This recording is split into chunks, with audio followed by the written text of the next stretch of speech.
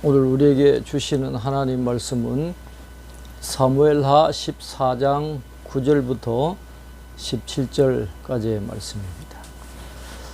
두고와 여인이 왕께 아뢰되 내 주 왕이여 그 죄는 나와 내 아버지의 집으로 돌릴 것이니 왕과 왕위는 허물이 없으리이다. 그랬습니다.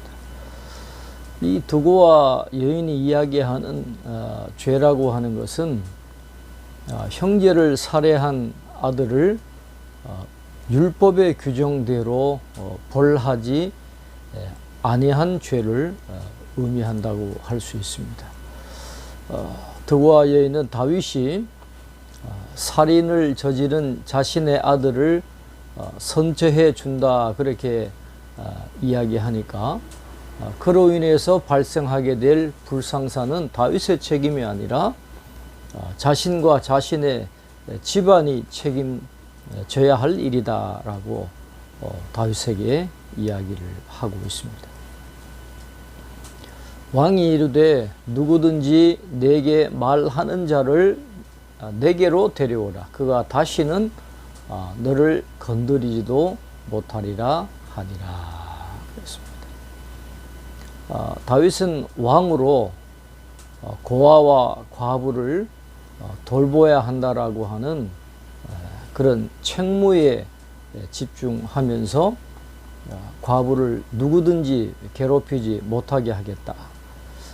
그렇게 이야기를 하고 있습니다. 그러나 다윗의 이런 판단은 하나님의 말씀이 기준이 된 것이 아닙니다. 하나님은 사랑의 하나님임과 동시에 정의의 하나님이신데 정의를 행하는 부분은 쏙 빼버리고 자신의 감정을 움직이는 이 여인의 말에 동요되어 가지고 섣불리 판단하는 다윗의 모습을 우리가 볼 수가 있습니다. 여인이 이르되 청하건대 왕은 왕의 하나님 여호와를 기억하사 원수 갚는 자가 더 죽이지 못하게 하옵소서.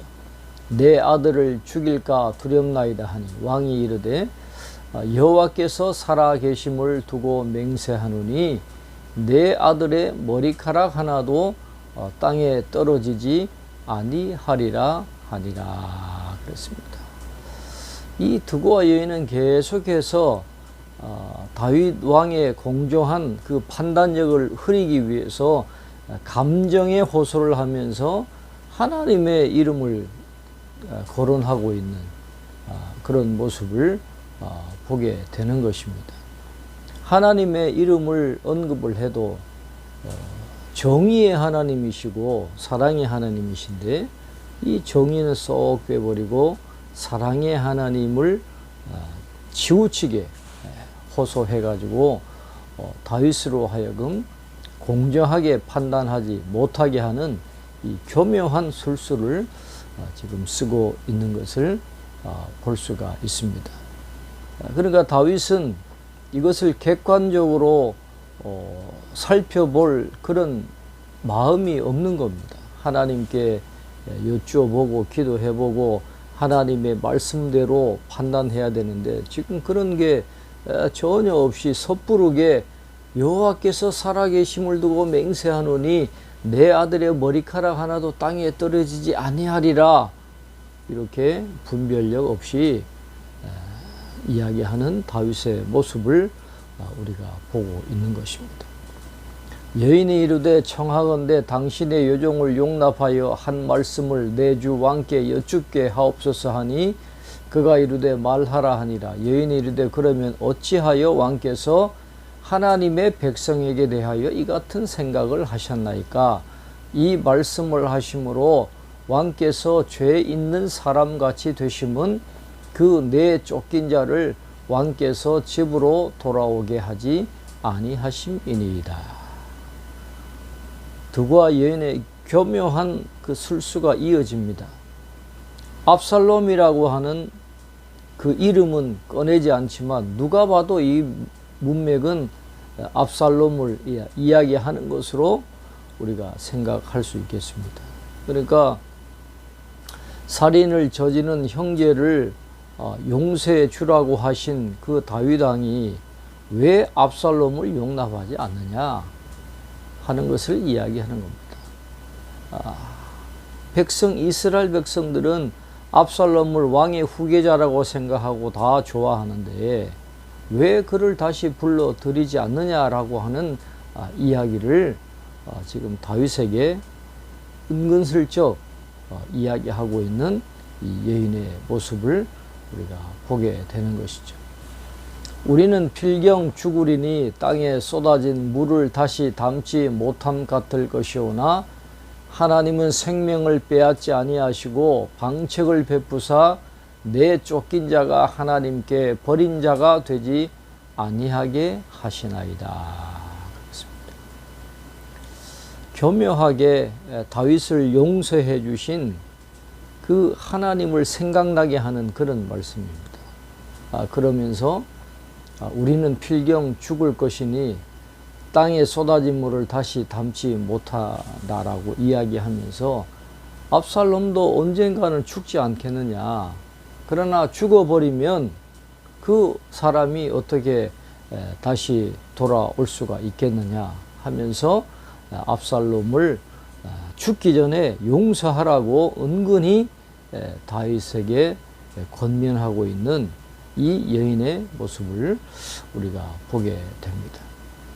이제 내가 와서 내 주 왕께 이 말씀을 여쭙는 것은 백성들이 나를 두렵게 하므로 당신의 요정이 스스로 말하기를 내가 왕께 여쭈오면 혹시 종이 청하는 것을 왕께서 시행하실 것이라.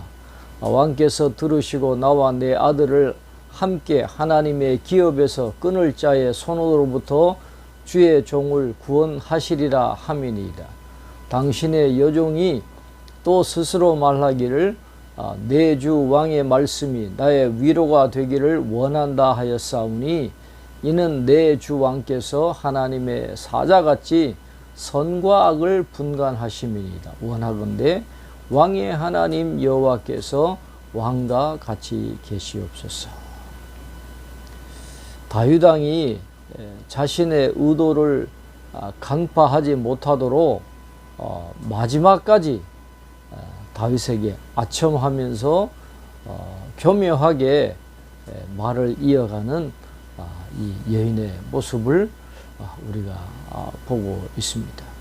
자신의 아들을 살려주는 것처럼 빨리 압살롬도 살려달라 하는 그런 이야기를 하고 있지만은 이게 다 다윗의 이성을 흐리게 하기 위한 아첨의 말이었습니다. 아첨이라고 하는 것이 판단력을 굳게 만드는 독약과 같은 효능이 있다라고 잠언서에서 말씀을 하고 있는데 다윗도 하나님께 기도한다든지 하나님의 말씀을 기준으로 판단하지 않았기 때문에 이 여인의 말에 감정적으로 휘둘리고 잘못 판단하고 여호와의 이름으로 경솔하게 맹세하는 그런 모습을 우리가 보게 되는데 이 말씀을 통해서 다시 한번 우리의 판단 기준은 하나님의 말씀이어야 된다라고 합니다.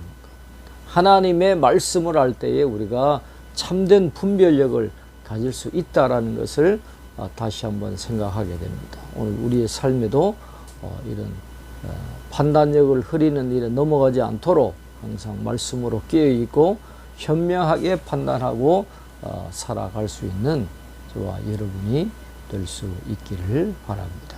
기도하겠습니다.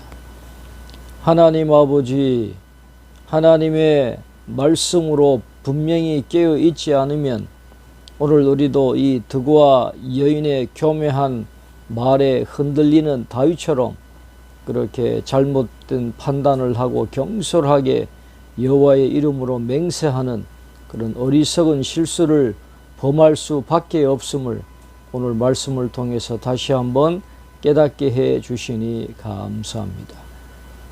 영적으로 나태해지면 다 이러한 실수를 범할 수밖에 없다는 것을 우리가 다시 인정하면서 말씀과 기도로 깨어있고 하나님의 말씀을 기준으로 생각하고 판단하고 실행에 옮기며 살아갈 수 있는 저희들 될 수 있도록 인도해 주시옵소서. 우리는 나약합니다.